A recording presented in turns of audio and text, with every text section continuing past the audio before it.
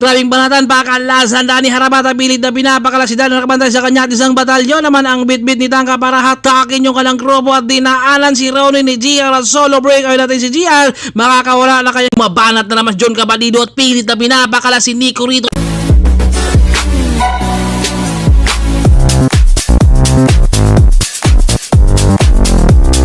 At tinding banatan at ang hata ng ating makikita rito, kakayanin kaya ng talunin ng mga Ilocano Express sa Team Ibanag ng Isabela.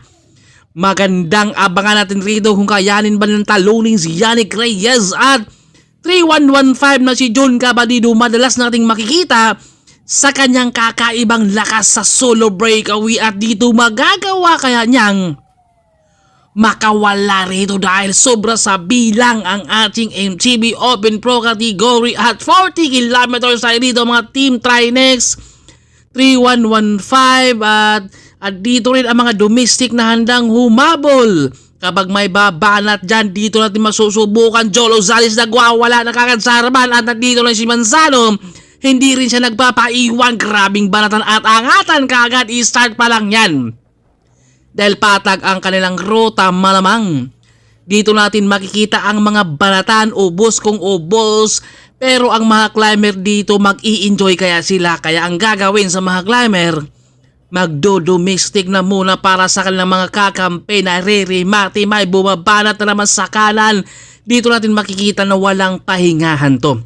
Mamaya na lang sila magpapahinga pagkatapos ng laban rin at Ronnie Ramos. Bumanat rin siya rito at naghahabol rin si Rostom Lim sa likod. Grabe mga banatan. Rostom pumigal rin siya dito kung makakawala ba sa mga bagis dito. At John Cabalido nandito na yung kanyang tagabantay na si Nico from Ibanag to ng Isabela. Grabing banatan nila talaga. O, at kanina pa natin napapansin, i-start pa lang nakabakod na kagad si Nico rito kay John Cabalido ng Team 3115 at dito ay nagpapalitan yung dalawa. At kapag naitutuluyan nila, handa kaya nga talunin etong si John Cabalido ni Nico rito at magandang palitan. Pero marami pa ang peloton natin dahil mga fresh pa to kaya pwede pa silang abutan kaagad rito. Pero grabe talaga etong si John Cabalido, napakalakas. At nandito rin si Mr. Black aka Ruel Alvia at peloton. Napakarami nila dito na nag-aantay at naghihintay ng tamang panahon na hindi talaga nila ilalabas muna yung kanilang mga lakas dahil baka wala silang pang dulo. At si Tangkang humahatak rito dahil kakalaya lang dito ng army. Eto na, bit-bit niya yung peloton rito. Isang batalyon ang bit-bit ni Tangka. At ito may mga sumubok humabol sa mga breakaway natin para makadikit din sila dahil maagang binanatan. Adi Zamora hinatak niya rito at apat na ang ating first group. Matinding laban ng ating nakikita rito sa patag. Pero kapag ahon to, asahan nyo dahil napakarami yan, baka wala pa sa kalahati o sa 1/4 yung ating tatawid dyan. At dito si Manzano, naisip niya dito na kailangan niya munang magpahinga rin. Bumabanat na naman John Cabalido at pilit na pinapakala si Nico rito yung kanyang nagbabantay sa kanya. Grabing biga pero hindi basta kakalas rin etong si Nico. Kailangan mas malakas ka doon sa binabantayan mo dahil kapag ikaw ay mahina rito, maaga pa lang talagang bibitaw ka na. May sumubok na naman, tumagas John Cabalido, habol na naman siya rito. Walang kapaguran talaga at walang pahinga at bit-bit na naman ni John Cabalido yung kanilang breakaway. Gusto talaga niyang ilalayo yung kanilang grupo doon kay Yannick Reyes dahil alam na malakas rumimati si Yannick at naghahabol ang peloton. Grabe, walang gustong magpapatalo rito dahil nakabungad na ang mga Ilocano Express. Dani Habarata mag-i-enjoy kaya sa dito at Jolo Zales nagwawala na naman dito at pilit na binabakalas talaga ang peloton. Grabe mga baratan, hindi talaga interval ang ating nakikita rito pero grabe rin ang habol ng peloton at ayaw nilang pumapayag na may aagwat ng tuluyan kapag may lalabas ng mga Ilocano Express. Andyan naman ang mga 3115 na naghahabol sa likuran dahil hindi sila basta papayag. Itong magandang rematch natin ngayon, dalawa umagwat kasama si Julo Rito at Piolo Kalimlem. Hindi rin siya nagpapaiwan, dapang-dapa rin si Daddy sa likuran. Talagang pigaandan ng Team Iban na grabeng banatan ang nakita natin rito. Kapag wala kang ensayo, hindi ka talaga dyan makakabungad. At sinyas ang palit rito si Jolo Zales, pero hindi papalit dyan itong si Piolo Kalimlem, kaya binagbabalatan na naman niya rito para maaangat yung puwet rito talaga. Dahil hindi papalit si Piolo dahil alam niya kapag itutuloy nila, lamang ang mga Ilocano Express, kaya mag-aantay. At Daddy Habarata rito, tumatayo na naman rito. Talaga lumalabas na naman siya rito sa patag. Nahirapan si Daddy dito, kaya ang gagawin niya domestic. Andyan naman ang mga 3115 na nakadepensa rito sa mga Ilocano Express. Andyan rin ang mga Team Ibanag na talagang nag-aantay rin, pero si Nico nakabantay na kay John Cabadino. Ito yung harapan ng peloton, maraming sumubok. At Ronnie nandito na naman, bumungad na naman kasama si Roniel. Talagang palitan sila dito kapag may babanat. Siyempre may lalabas at aangat na naman si Vernes Trito. Harap-harapan na naman silang pinagbabanatan kasama si Ronnie.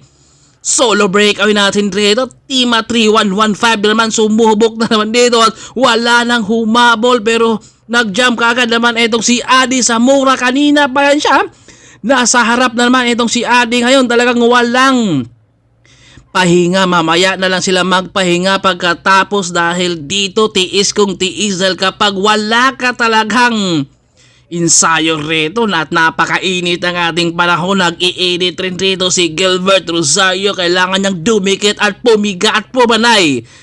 Etong si Gilbert, kailangan niyang gasolina para hindi naman siya mag-overheat at ligo, at sharing din sila rito. Itong maganda kapag itutuloy nila to, magandang abangan natin sa rematihan. Bigayan din yung kalang breakaway rito. Hindi porket magkalaban kayo ay hindi na kayo magtutulungan. Dahil hindi sila nagulangan at makakawala na kaya silang tuluyan, dahil agwat lang sila ng mga 50 meters sa ating peloton. At nagpupusigi na rin itong si Adi Zamora na tuluyan silang aagwat sa ating grupo rin. Kasama itong si Gilbert at si Bernice. Grabe yung mga tiis talaga. Kailangan nilang magsasacrifice at hindi na iniisip yung gulangan. Kailangan na muna talaga nilang magtulungan. At grabe, isang batalyon na naman ang hatak ni Tangka rito. Bit-bit niya rito yung kanilang grupo rin para hatakin, para dumikit sa ating the 3-man breakaway. Grabe, napakalakas itong si Tangka. Dahil kakalaya lang, dito naman siya sa labas, maghahagis ng lagim ngayon para abutan yung ating tatlo at nasa likod na sa kanila yung peloton. Talagang hindi sila pinagbigyan ni Tangka, hinatak, dumikit, inabot. Si Dan naman ang bumanat, nakakapit na naman etong si Adi Zamora sa likuran. Napaka-agresibo at napakalakas talaga. Hindi basta na uubusan. Kanina pa yan siya nasa harap sa inyas ng palit si Dan Rido para aagwat sila ng tuluyan, pero yung grupo ay didikit at hindi basta papayag. Nahinatak na naman sana ni Adi Zamora, pero lumikod mo nang bumanat na naman sa harapan. Rostom din pumanay, Jolo. Nandito naman si Ronnie Ramos sa likuran at grabe yung mga banatan nila. Ronnie Ramos, GR, Roniel, dahandang umagwat si Ronnie Rito, pero dinaanan ni GR. Solo breakaway natin dito, makakawala na kaya dito si Gia dahil kanina pa siya nag-aantay ng tamang panahon at ito na kaya ang oras niya para makakawala siya ng tuluyan. Pero dalawa ang naghahabol, si Roniel at dito naman si Ronnie. Eto na, bumanay itong si Roniel dito, napaangat itong si Ronnie rito dahil dumikit. Binanata naman, nakakapit rin si GR sa likuran. Tatlo ang ating breakaway, kailangang gumasolina din dito ni Ronnie rin. Magandang abangan natin yung rematihan ditong tatlo kung makakawala ba sila ng tuluyan at papayag kaya ang mga 3115 na aagwat ng basta dito yung ating tatlo at nasa likod na naman ang ating peloton. Ramdam na ni Ronnie Ramos dito na hininghal, pero si Tangka rito bit-bit na naman niya yung harapan. Bumabanat na naman itong si Dan rito. Talagang palitan sila sa paglabas sa harapan. Gusto talaga lang gumawa ng diskarte para makabuo ng breakaway pero hindi basta papayag. Rimatihan ang ating abangan. Banat na naman si Roniel. Palit din itong si Dan. Suklian lang sila rito. Talaga naghahanap ng diskarte. Bumanat rin si Dan at ni Adi Samura na dito naman sa harapan dahan-dahang pumanay.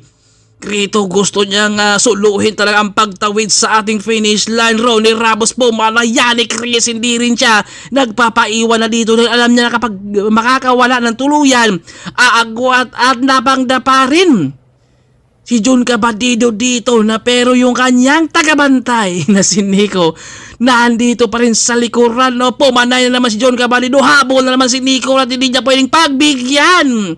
Etong si John Cabadido talang dikitan, gulong to gulong. Jolo Salis bumanat na naman sa harapan at bit-bit dyan ni John Cabadido. Grabe yung ating laban na walang kapaguran. Ito yung mga unlib banatan kapag wala kang ensayo. 5 ang umagwat. Adi Samura, Jolo Salis kasama etong si John Cabadido nandito na sa ating breakaway at naghabol. Etong si Adi Samura, ito na nagbabantay pa rin si Nico kay John Cabadido at dahan-dahang umagwat. Si Jolo Zales, Piolo Kalimlim nandito na sa ating harapan at dahan-dahang bumusad. Itong si Jolo Zales rito sa kanilang breakaway pero handa kayang pagbigyan naman siya ni John Cabadido sa ating grupo dahil inabot talaga at hindi siya pinagbibigyan at 5 na ang umagwat rito. Magandang abangan natin kung kaya ng pigil at dahan-dahang umagwat si John Cabadido rito at walang humabol. Second group natin to at kapag pinagbigyan nila si John Cabadido tuluyang aagwat yun ang Mr. Black aka Ruel Albia. Andito sa grupo nag-aantay siguro siya ng Rimatihan. Ang binabantayan siguro niya dito rin ay si Yannick Reyes pero syempre at meron na tayong solo breakaway na si John Cabadido. Kakayanin pa kailang abutan yun dahil matindi yung time trialist ni John Cabadido. Yung kanyang tiis, mapapatag, mapaahon, nasa kanya. Kaya siguro pag nag-RB yan at si Tangka humatak, GR ang nasa likod rin. Bit-bit dito ni Tangka. Ang harapan, ididikit kaya o kukontrolin. Dahil meron siyang nakita nga breakaway. Kakampi kaya niya si John Cabadido o kalaban. Bit-bit ritangka rito ang harapan. Grabe talaga. Ubos kung ubos to sila pagkatapos ng laban. Pa yung ating solo breakaway, mamimintin kaya nun. At dito na John Cabadido solo breakaway na naman. Madalas nating makikita yung kanyang kakaibang lakas. Sa maintain, mapapatag, mapaahon nandito kay John Cabadido. Handa na kaya niyang masasagad yan hanggang finish line o abutan ba siya dahil kanina sa ating grupo si Tangka ang humatak. Kakampi o kalaban kaya niya dito. Grabe yung test nito. Yung kanyang panay ay yung kanyang power ay napakahirap tong pigilan. Mapapatag man yan, mapaahon nandito kay John Cabadido at dito sa kanilang last lap. Ramdam na niya dito na kailangan niyang tiisin dahil meron pa silang isang ikot. Grabe yung maintain dito. Yung maintain na 42-43. Grabe, napakahirap yan ha. At dito, nasa breakaway na yan kanina pero nakawala siya sa kanyang tagabantay na si Nico. At paano kaya niya tiisin ito dahil 10 ikot pa at nandito na. Naghahabol na si Danny. Ngayon dahil lumayo na itong si John Cabadido kaya ito dahil walang ahon tayo ngayon. Dito na mga climber ngayon. Sila ang magdo-domestic rito sa kanilang mga sprinter na si Yannick Reyes. Andito rin si Rustom, GR. At dito pwedeng mayroong isang mag-jump rito pero kailangang dumikit rin. Pero sumisigaw na etong si Yannick na ituloy ka ito, napapaangat na naman, kulang na lang bibit-bitin ni Danny rito para dumikit kay John Cabadido at bubungad ng dahan-dahan. Si Gelbert kailangan niyang tulungan yung kanyang kakampi ritong hatakin. Grabe yung mga balatan talaga oh. Gelbert Rosario dinadala niya rito para tulungan rin yung kanyang kakampi na si Danny dahil dahan-dahan ang umagwat. Si John Cabadido ubos kung ubos at sacrifice talaga para sa kanilang mga sprinter, para sa kakampi at nasa likod rin si Dan ng Team Ibanag. Ramdam na rin Danny rito na groggy na rin siya pero kailangan tiisin dahil wala na bukas. Kinabukasan, mag-ensayo na naman. Kaya ito ay pumalit naman ng dahan-dahan si Dan at nakawala si Nico, yung kanyang binabantayan na si John Cabadido. Naiwan siya kanina, nasa harapan na. Kaya ito tumuloy yung ating breakaway at peloton. Pagbibigyan kaya o talagang hahabulin dahil dito tiis kung tiis talaga rin ang peloton rin dito dahil kapag walang humabol, bumungad na naman si Danny. Talagang gusto talaga niyang idikit kay John Cabadido dahil napansin natin parang kakampi si Tangka at saka si John Cabadido dahil hindi na siya bubungad rito. Kaya Ilocano Express naman ay nagtsatsagang humatak rito dahil walang ahon at dinikit talaga rito. Si Dan bumanat pero hindi siya nakakawala. Ronnie Ramos pinagbabanatan naman niya ang peloton. Last lap tayo at makakawala na kaya siyang tuluyan. Napapalingon dyan rito pero hindi siya pinagbibigyan ni Danny Jolo Salis sa kanan. Yannick nakabunga na sprinter to sprinter na naman ang ating aabangan ngayon. Matinding rimatihan ang nakikita natin rito. Jolo Salis nakabunga dito sa harapan, nakadikit din sa likod at si John Cabadido nagre-recover na muna siya rito dahil grabe rin yung kanyang ginawang solo breakaway pero hindi siya pinagbibigyan ni Danny. Talagang tiniis, hinatak. Jolo nakabungad, Bernes rin ang pangatlo rito and Mr. Black bit-bit niya rin dito. Talagang kailangan niyang gumawa rin ng diskarte. Ang tanong, makakarimati kaya siya rito dahil sa kanilang 40 kilometers. Umangat rin dito si Nico, bumawi, makakawala kaya siya dito sa kanilang huling laban ngayon. At si Ronnie nagwawala talaga siya dito. Pilit na pinapakalas ang isang batalyon na naman rito pero hindi napapayag dahil last lap na raw.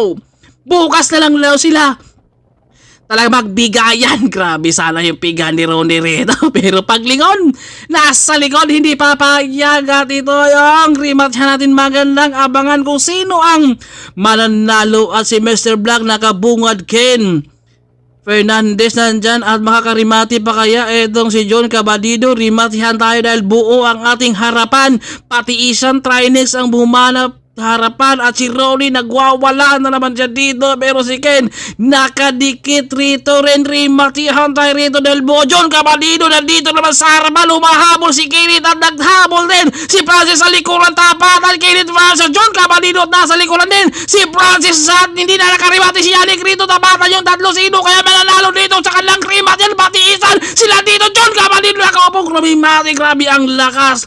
Kanina pa nasa breakaway at grabe yung dalawa. Lumamang na etong si John Cabadido at humahabol rin etong si Kenneth rito at si Francis nasa likuran. Yannick Reyes naiwan na siya rito. Lumamang dyan si Kenneth, humahabol si Francis pero grabe rin yung pangte. Si John Cabadido talagang nakaupo na lang siyang rumimati. Humahabol si Francis na grabe yun. Nakaupo dyan si John Cabadido, nahan niya sa bike through.